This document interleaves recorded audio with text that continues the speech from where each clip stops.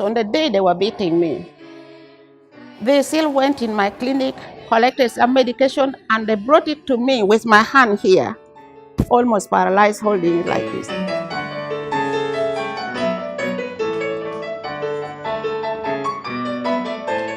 Bombs, bombs all day and night, nothing left of every person I know.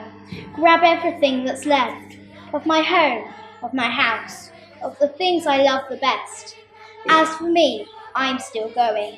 Sirens shouting, people moving. As for me, I'm still going.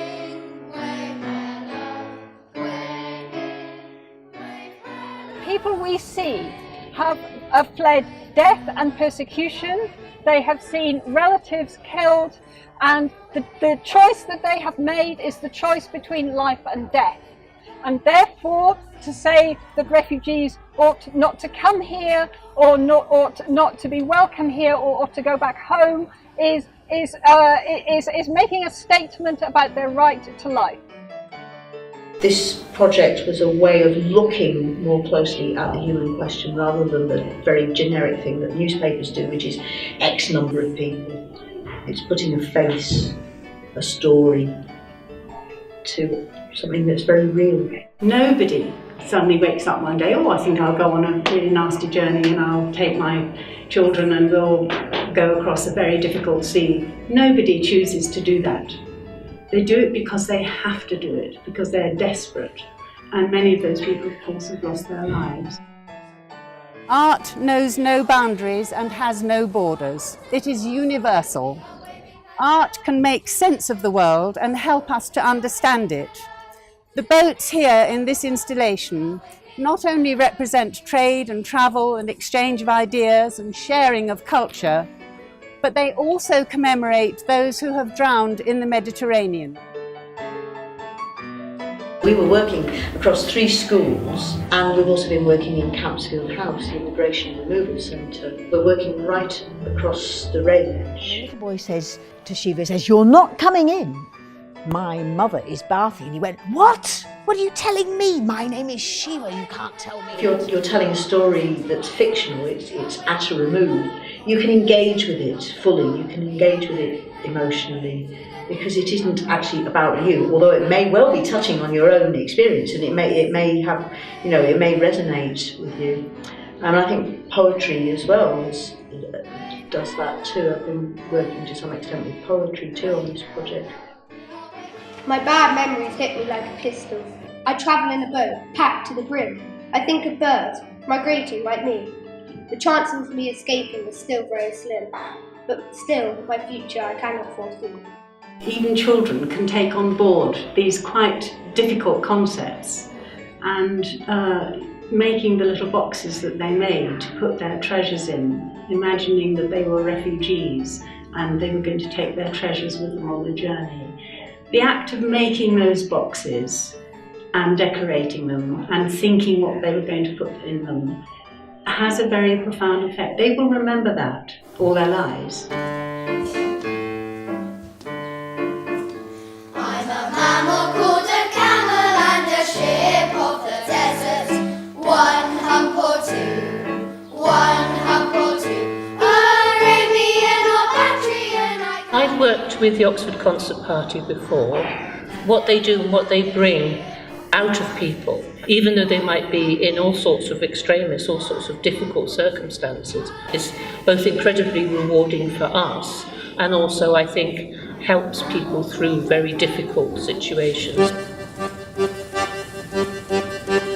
It's been a great experience for the children to go to new places, exploring a very, very tricky and very interesting subject. Everyone's been working on their individual little pieces, and what we've done at the end is build a great big exhibition of all little pieces. And I think the final work is amazing and far exceeded my expectations.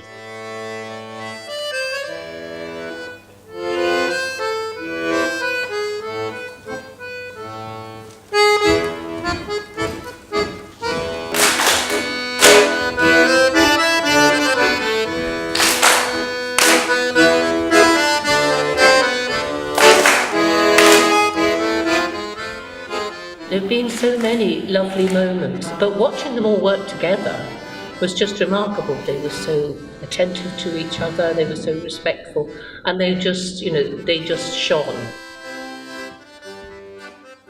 There was one little boy who, when we went to the Ashmolean to start with, and we gave them, all the children, a piece of blank paper and asked them to draw something, to copy something that they'd seen that they'd liked. And he could not make a mark on his paper. He felt he didn't have the gift, the wherewithal to do it. By the end of the project, we couldn't stop him.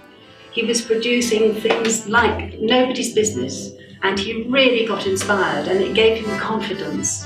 And that is a great thing. And another highlight was when one little girl said to me, she said, "I've started enjoying coming to school now since doing this project." The children just stepped up to the plate, as it were. They were absolutely amazingly disciplined and focused. The other thing as well that has touched me quite deeply is the children's humanity. You talk about these things, or you ask them to construct a poem. They think deeply. People shouldn't underestimate children's capacity for thinking deeply and for thinking creatively and thinking outside the box as well.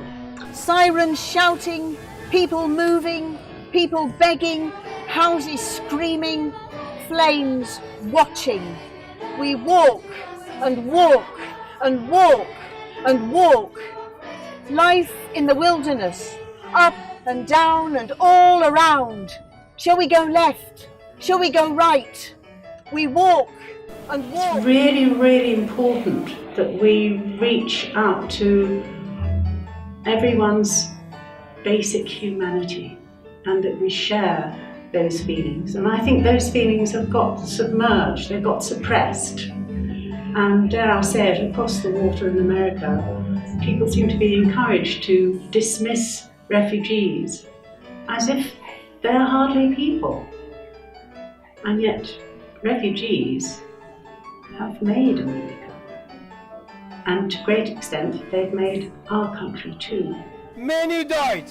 Many died because they come for a better existence here, better quality of life, which everybody likes that, but they're escaping from the war, evil war. We must help them. It's a humanitarian. It is not a matter of color, it is not a matter of religion, it is not a matter of culture. It is a matter of the humanitarian, but at the first we are all human and brothers and sisters. God bless you, and God bless the organization which has done that.